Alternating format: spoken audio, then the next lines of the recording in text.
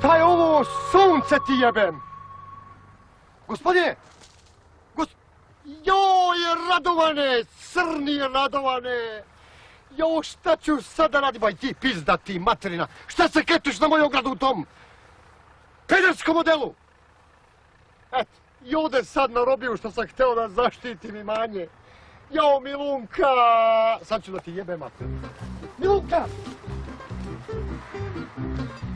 Nemoj, Radovane! Je li, Milunka? Jel me ti nagovori da turim struju u ogradu? Turim ti ga, majci! Šta sad radim s ovim?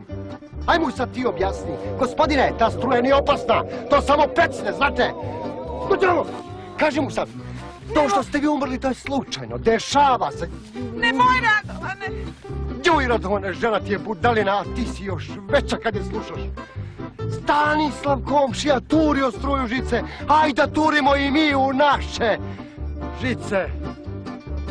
To. Stanislav. Milunka. Vataj ga za noge. Šta ćeš sad s njim? Da ga jebe, Milunka. Pa da ga prebacim kod Stanislava. Jel ima struju u ogradu? Ima. Jel mogo da pogine kod njega? Mogo je. Nek ide on na robiju. I onako se prvi setio da turi struju u ogradu.